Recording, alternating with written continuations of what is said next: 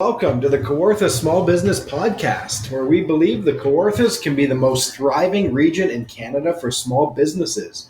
I am Brian Rump from Profit Coach. And I'm Matt Garrity from Matty G Digital. And we are recording at the Thrive Podcast Studio at Thrive Co-working Community, 18 Kent Street West in beautiful downtown Lindsay, Ontario.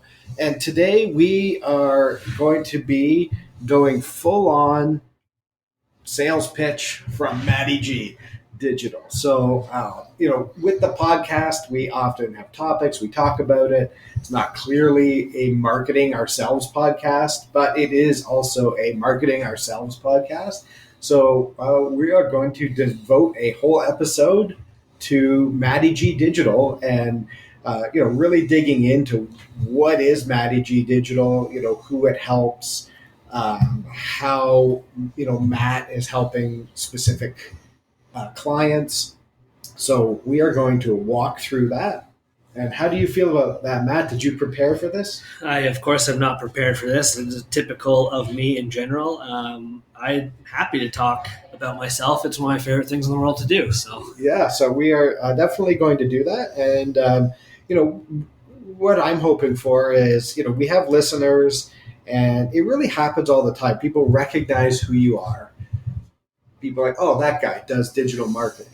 But digital marketing means a million things. And sometimes, what you can do, people kind of guess. Some people understand different elements of digital marketing. So we just want to have a podcast where we start filtering that down to really understand sort of, who should really be talking to you the most. Of course, everyone, small business can. There's different ways you can help, but let's focus it in and talk about what it is we do. It was funny. Last week, I spoke with friend of the show, Luke Schaff from Morning Cup Productions on his podcast, which I don't know the name of. I don't know if maybe there isn't a name yet. And he was talking about that as well. When he first met me, he knew I did digital marketing, and he assumed it was just social media. And he didn't realize that I that's not all of digital marketing, and it's not even the area I like to focus on most or can be the most helpful to people, which was interesting. And it never, I don't know if it really occurred to me. I kind of knew that we're using these terms, digital marketing, internet marketing, online marketing, and they're highly searched. But we still have to differentiate. Okay, it's ads, it's Google ads, it's Facebook ads, it's LinkedIn ads, it's email marketing. And I'm not sitting there on your email replying to people, but we're doing marketing emails and search engines like Facebook and Instagram and LinkedIn. And it's getting found on search engines. Did I say search engines last and then I mentioned the social media profile? You say search engines a lot, and I think, are you playing a game with us here to game our algorithms a little bit? Yes. Social media like Facebook, Instagram, all that type of stuff. Search engines is frankly just Google. And then design type of work, so logos and design and all that kind of stuff. One of my favorite games to play, and this happens all the time, is every time I meet people who are like, oh, I do digital marketing. And then I'll be like, oh, tell me what kind. And then people look at me like I have four eyes. But what's funny is everyone has a different focus. And I've met people who they're like, oh, I do digital marketing. I don't build websites, or, oh, I don't do social media. And some might be, really keyed into oh, I only do Google banner ads for this type of company and X. And it's like, oh, but you still blanket it with digital marketing. Talking to another friend of the show who, his experience is all digital marketing, but it's more on the internet, certain types of pages. Used to write the breaking news for MSN Canada when that was a thing. So, very in the umbrella of digital marketing, but you wouldn't go to that person for social media ads. So that's why we're having this conversation, because I think, there's that bridge of people are completely aware. And when you have the pitch of oh, I do anything from, here's a basket of things, people aren't necessarily just picking that basket or that one thing. Mm-hmm. And I think some digital marketers or people assume, like, as an owner, you have to understand exactly what you need, and then you just go to someone and pick Mm-hmm. the service, which I guess you can do. But I think where you add a lot more value is sort of being the guide to help people decide what is that mix they need. They come to you and they're like, hey, I need Facebook posts. And you might say, no, you don't. You need Google ads. So let's talk about that. Yeah, so like most people probably don't know what they need, nor should they. If you've listened to us talk here, I don't think that you need to be an expert on marketing to run your business. But I think that you need to recognize that you need help. You need to grow your business. Hopefully it's from a somewhat positive perspective. You're like, hey, like things are going good and I want to continue to grow, or I've got some ambitious goals and I want to grow. So I'm there to be able to help you figure out like, how do we actually go about doing that online? It's not just, okay, I need social media. And I'm like, yes, sir, it is this much. We can start tomorrow. It's more about, I want to know what's going on in your business. I want to know where the pain points are. I want to know why you're calling me about marketing today. And frankly, I want to know what you're ready to invest in marketing.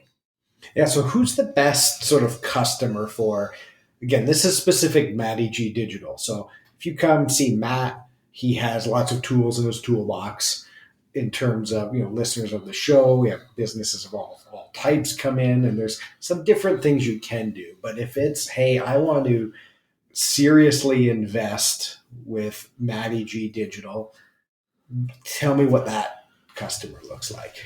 I love working with service-based businesses, professional services in a lot of ways. So HVAC companies, plumbers, chiropractors, contractors, whether it's like roofers or excavating companies. I've worked with a lot of excavating companies in the past too. I love working with those type of businesses because there's opportunity there. And we just had a conversation at a coffee with people about why they liked working on certain things. And they were like talking about if there's a purpose behind it and if it like gets them excited that way. I don't know if I care about that, to be frank. I care about working with people where there's opportunity. I get really, really, really excited with that, of creating that opportunity and then continuing to find opportunity. And for whatever reason, service-based businesses and maybe some of the more like traditional blue collar stuff, like your contractors, your plumbers, they're not doing it well often, right? They're great at what they do. They're hands-on with what they do. They're plumbers, they're fixing stuff, they're building stuff, but like they don't know the marketing side of things. And there's a ton of opportunity there. And I love being able to do that. And frankly, with service-based businesses, why I like those more than retail businesses is with service-based businesses, it's really easy to show that success. So at the end of the day, I can say we had this many phone calls that we've been tracking. We've had this many forms come in because we've been tracking them. We've had this many emails come in because we've been tracking them. Retail is a heck of a lot harder to say this person came in because they saw this. Yeah. And there's way, way, way more hurdles and obstacles along the way. Service is much easier. We did this. It got this click. They reached out to you. Yeah, I think what's really neat to sort of add some perspective on the opportunity and also, the people you like working with, I think are people who typically are good people doing good work. They usually say, well, I get marketing through word of mouth, or they don't understand necessarily the marketing flow. So they will, have a marketing budget. Usually they're doing some things now that they just think they should do. They're not necessarily the most efficient use of getting people to phone them or fill out that form to, get that service. And then a lot of things don't really I think they underestimate the actual need and demand for their services. So a lot are like, oh, I'm busy, my phone rings and, I'm busy enough, and, word of mouth people say. But I always look at, there's so many people who don't even know what that is. Like for a long time, I didn't know what an excavator was. I just when people are like, oh, well, what I would call a backhoe, like that's I didn't know the nuances, or I didn't know like what are all the reasons you might need to get someone to excavate something. So that's like a perfect example of there's lots of people who don't even really know what that's called, but if you're out there doing some marketing and letting people know, I'm like, oh yeah, I need to build a shed and I need someone to bring in a mini excavator to like, dig the little hole for the cement pad. Like, honestly, I didn't even know that was a thing until probably my late 20s or 30s. I mean, I obviously know what it is now, but like marketing could solve problems like that. And suddenly, people now have a guide they can go to and like fill out a form or phone someone who's going to come solve that problem. Yeah. And selfishly, I want to work with people that get marketing. Yeah. Years ago, I told myself I'm not going to convince people to do marketing anymore. My conversation is marketing with me versus their other agency. So I want to work with people that kind of get marketing. They understand that it is an investment. It's not something that's going to happen overnight. It's a thing that we continually grow and test and push. And we can have a lot of success really quickly, but then it's a matter of like, how do we keep kind of pushing that boulder uphill? Yeah. And that's the thing I hear a lot from people that work with agencies, marketing agencies, is it was good at first, and then we just kind of became a number, and I think maybe they outgrew us and we don't hear from them anymore and all that type of stuff. So I like working again with people that we can have a lot of success with, that understand that it's an investment. In that kind of regard there. Yeah, I think there's, it's finding businesses who are building a real business. So yes. If I use I'll zero in on, and I didn't really plan this, but like a mini excavator type person. Yep. Some people get them as like a toy they have and they run a side hustle. Some people have it as part of a fleet of equipment that they have. And when you're in that business, like, you are only getting paid when those machines are running. So it's like hours on the machine equals money. So when you have all these different capabilities, some people need one job every 5 years. Often you end up partnering with people who, like a plumber who's like, hey, I need someone to dig trenches for me. So you need to build that client base to the point where your phone is ringing every day. You have jobs lined up. You might be going to 2 or 3 jobs in a day. You're scheduling, you're hiring people. Like, that's building a business. And to do that, you need a reach, an awareness, a basket of customers. And the only way really to do that is time and marketing.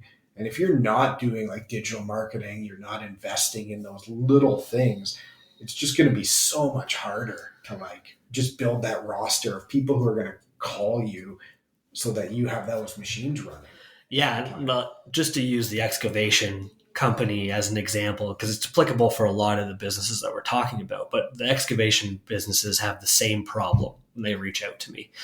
They are doing jobs they don't want to do, number one. They're doing, like, they'll use the excavator for flower beds and little gardens and little small, what they'll call hardscape jobs, which is like the heavy brickwork and all that, or they're small projects that like, frankly, aren't keeping them busy enough. So they want bigger projects. Yeah. That's a marketing problem, or that's a marketing solution. That's how you fix that problem. And then the second problem the excavation companies have is, more often than not, they're being found because of like referrals, word of mouth. They have those relationships. They're being brought in as trades on bigger projects. Yeah. And you know what happens is sometimes they'll get terrible reviews because of other work that's happening on the job, but they don't know, like, the people that they're dealing with, like the actual end user of the home, like if they're doing a pool or whatever, they don't know it wasn't their fault of the timing and delays and all these things. So they get these bad reviews online.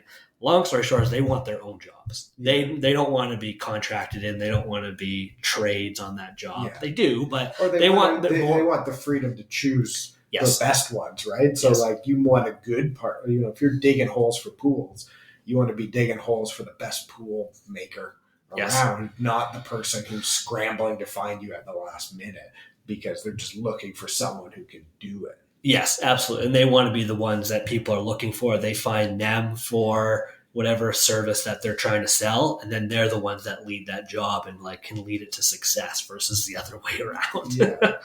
Yeah. So these are people who usually doing something, there's opportunity, they're building a business, they're willing to invest. So tell me about the process of working with you. Where do you start?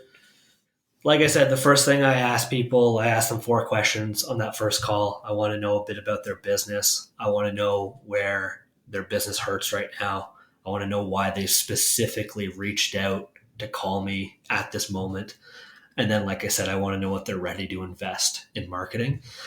From there, we put together a presentation where I walk them through a bit of the situation based on that first call that I had. I'll talk about some of the problems that they're facing. Then I talk a bit about me as to how I can guide them to solutions for those problems. And then I put together a small, very preliminary plan based on my experience and expertise. 3 steps that'll usually kind of, again, guide them to those solutions based on whatever those problems they specifically have are. A lot of the time, it's clarifying brand messaging and updating their website. A lot of the time, it's getting found on Google.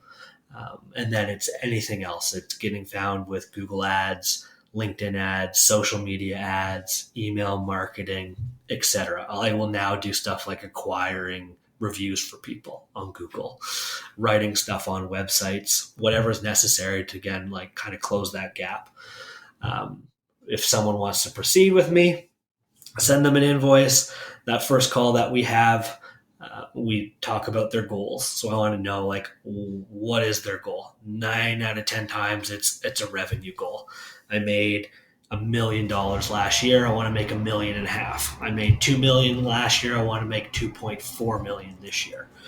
I want to know average lifetime value of a customer. I want to know their closing rate. I'm going to ask them like a handful of questions because I can then actually put together a plan based on how many people we need to talk to and get in front of, get clicks, get leads, and then not pass over the sales responsibility to them, but start to, again, get that horse to the water. Yeah. Get targeted horses to the water is probably a better way to be putting it now. Yeah, and I think you differentiate where it's the services. You are getting the right people who are ready to make a decision into their hands versus, an e-commerce marketer, which might be how do we get people to like click buy now and then give their credit card in their cart, right? Like there's digital marketers who that's all they do is like that part, but you are, getting them,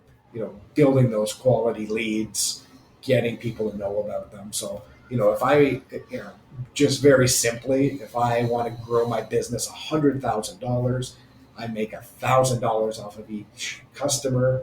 I need 100 new customers. And if I learn that I need 100 people on my website who are going to read everything, 10 of them are going to click, one of them's going to sale or be a sale, you're going to do the math that says, okay, we need a strategy to get this number of people to look at this. Yeah, and everything it's different in every situation. If it's a new product or service that you've been disruptive and innovated and something completely new that people don't even know about, that's a different strategy. Then I've got to teach them about that first. Yeah, like we're not going to Google for that right away because people don't know about it. They're not searching for it. So we need to tell them about it. That's a awareness. So then there's tactics with that. Then I'd be more likely to use just image ads. So image ads across Google, image ads on social media, maybe email marketing as necessary. It's very different tactically than a product or a service that everyone is very familiar with. So, for instance, when I launched Matty G Digital back in February 2019, that scaled quickly, frankly, because business owners knew what marketing was and they knew that they needed marketing. So that was easy. I didn't need to teach them what marketing was. The opposite end of that with Thrive Co-working Community that opened April 2022, people don't know what co-working is. And what's cool is the people who do know and are looking for it find it easily. And Right they away. show up here and they're like, hey, I'm in town for the week and I needed a place to work. And like they find it. It's easy. They show up. They work. But other people, you're right, are like, I don't even know what that is. If people like walk by, they ask what it is, we explain it, and they think I invented co-working. I accept the compliment and move on. And it's been a learning curve for me. It's been fun. It's been challenging. I'm continually, even at this moment, have a plan to readjust a lot of the marketing with how do we target the general public and teaching them like what's a hybrid office, what's a flex office. And like we have to create awareness for Thrive and make sure more people know about it. But then that message is different for business owners that should maybe know about it. And that's very different of now, like book an office, book the shared space, book a boardroom. So it's very different based on every situation. So like if you're a plumber and people need their toilet to stop overflowing at 1 a.m, I have a plan for that. If you're a chiropractor and someone's in ton of pain because they lifted tiles poorly a couple of years ago, I've got a plan for that. If you're an HVAC company who's fixing furnaces in the middle of December when it's minus 20, like I've got a plan for that. Like we know how to tackle these different situations because of our methodologies, experience, and process and strategies. So it's not just like some cool TikToks. That No. TikTok, I don't know how down the rabbit hole I want to go. No, we're not going down it. There is a time and a place for there is, TikTok. Yeah, and that could be you need this for this specific purpose. Yes. Right? I'm just joking a little bit, but it's knowing that mix is different for everyone. Also, like it's not guaranteed. You don't necessarily know, but you can, make a really educated guess based on everything that you've been working on. And sometimes it is basically guaranteed because the opportunity is there. If people are clearly looking for you and you can't be found, then it's pretty much a pretty good investment to just be found. Well, and like, again, I think the difference between me and other marketers or agencies is if you call me and you say you want social media, my first question is going to be why. Yeah. Not aggressively, but I'm going to ask why if it doesn't make sense to me. So I'll have that conversation with people. McKee Cabinetry, friend of the show, been on the show before. I went through that process with them, started working with them. I had a preliminary 3-step plan. First thing we do, one of the first things that we do in that first 30 days is figuring out who it is that we're talking to. Who do we want to sell to? Who's our target audience? We built 5 different people and how they acted, what their journey was. And we found that one of the things on my original plan didn't make sense. So we had to pivot and we moved. And it was great because of the way I structure things with retainers. And instead of having to now say like, month ago when I put together a little sales pitch for you, I thought we needed this, but now we need this, and it's actually 3 times as much. Yeah. Can you please keep working with me? I've been doing this long enough to know that will never, ever, ever work. Yeah. And I've seen how agencies will go down a path knowing they're going the wrong direction. Yeah. With me and the flexibility of the retainer of $2,500 a month, is we're able to now actually go in and say, okay, if we were doing Google ads and we were doing Facebook posts and we were doing getting found on Google, if one of them doesn't make sense with this plan, it's easy to just kind of sub one in like a sports game. Yeah, I think it's an important distinction that probably on the outside people don't understand, but why we do this piece of content. So if someone's like, maybe I'll call Matty G, you understand that you're looking at that $2,500 a month investment, which for some people, their jaw drops, sounds expensive. Others, it's like, oh, that's cheap.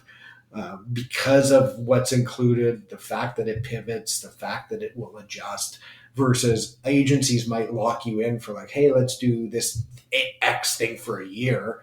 And then if it stops working, they don't care. They're just going to keep running it for that long and not evaluate it on a regular basis.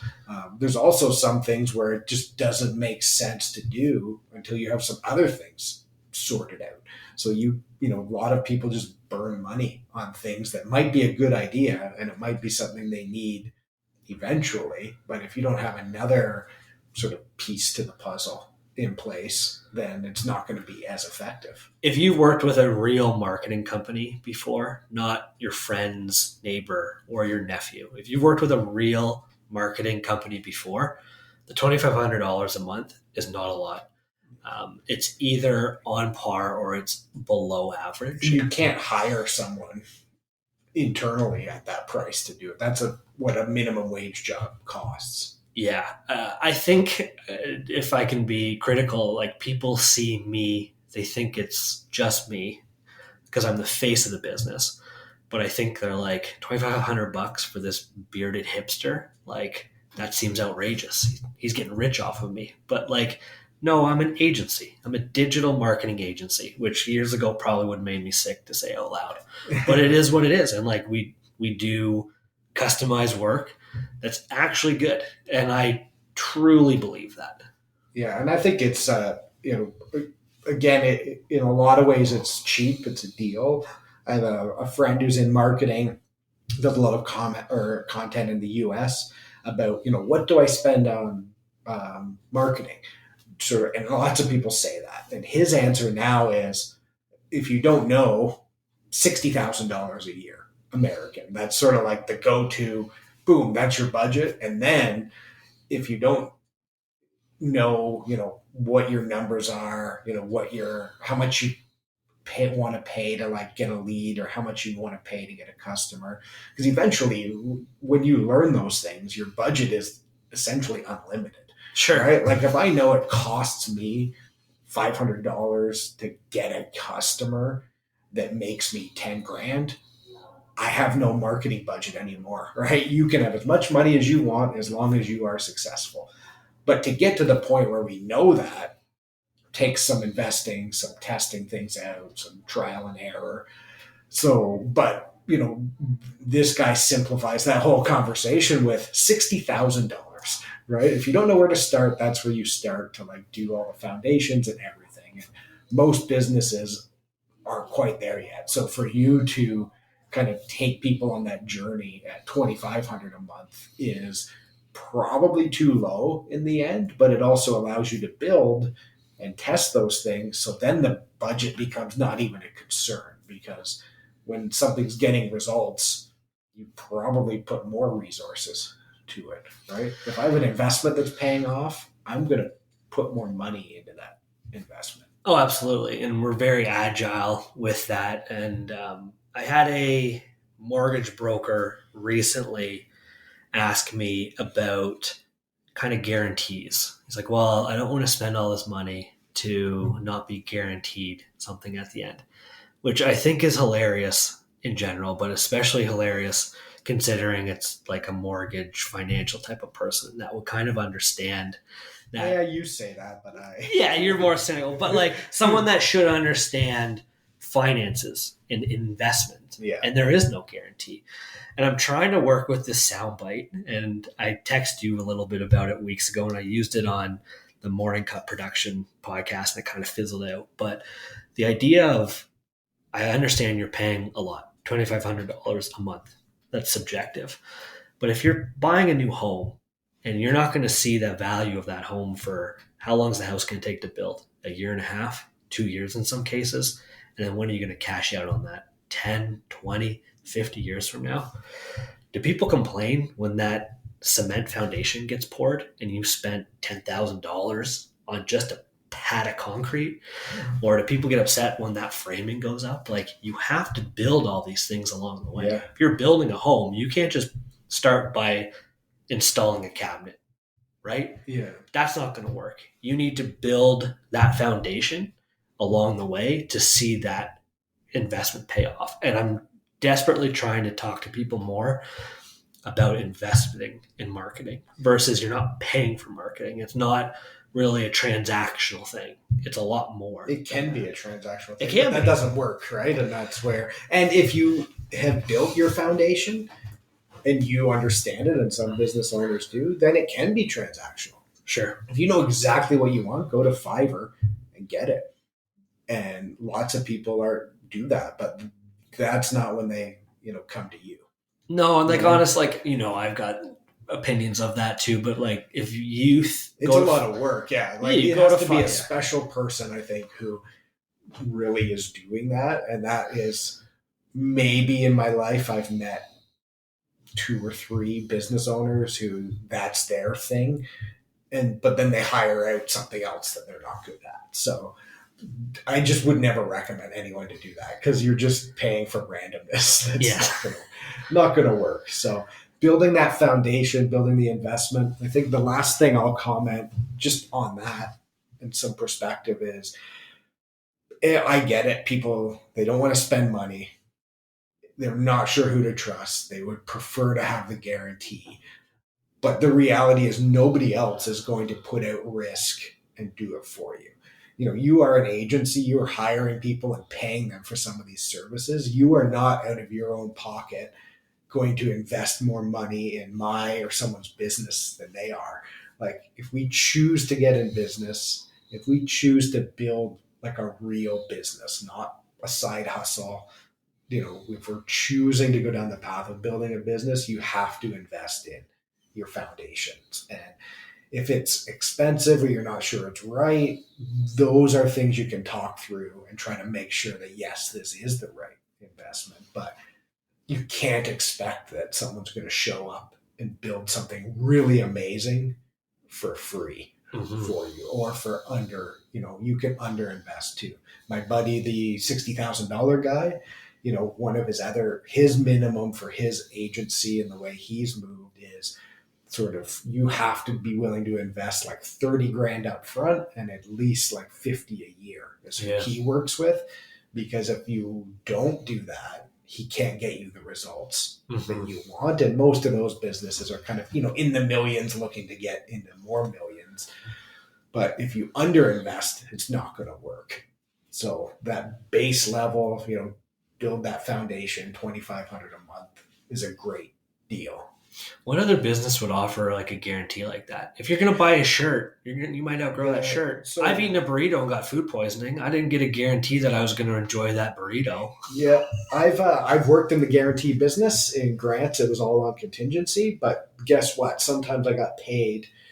If I actually calculate the hours I worked to the invoice amount at the end, it's a trade of risk. I sent out $20,000 invoices for what was probably 4 hours of work. Other times it goes the other way. And there are some marketers who will do that to a certain extent. Or if you want that guarantee, it's just going to cost you a whole lot more. And most just don't do it because it doesn't make sense. There are agencies out there, and I forget the term now, and frankly, you don't hear a lot about it as much because I think it's really difficult to run a successful marketing business this way. But the pay per lead model, you end up paying a fortune. And I just don't know how it's hard to execute on. And you pay per lead and harder to track sometimes. But you better hope you've got a lot to spend because you need a hefty ad budget for that also, frankly. Like you're thousands of dollars a month for ads. And the reality is those types of businesses are going to niche in and find the places where it works and they can get that money.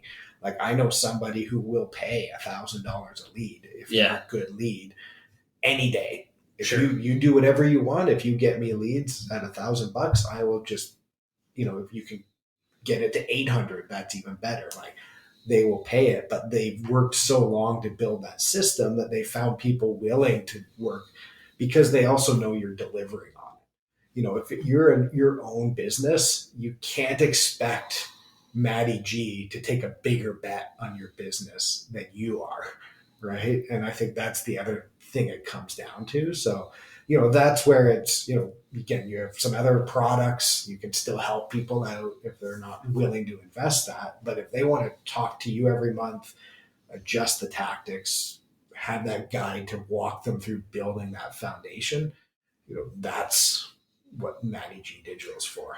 I'll find a solution for you. I hate the idea of saying no or I can't help you. I'll find something for you. Yeah, which is awesome. All right, how do the people find you? Go to www.mattygdigital.com, and that's it. All right, and book an appointment with him. Book a call with me. Book your call with Matty G. Get your presentation. Do your virtual high five when you pay your invoice, and that will be great. So thank you, Matty G, for joining us. If you would like to come on and do a pure pitch with us, let us know. You can send us an email to setitup@kawarthasmallbusinesspodcast.ca.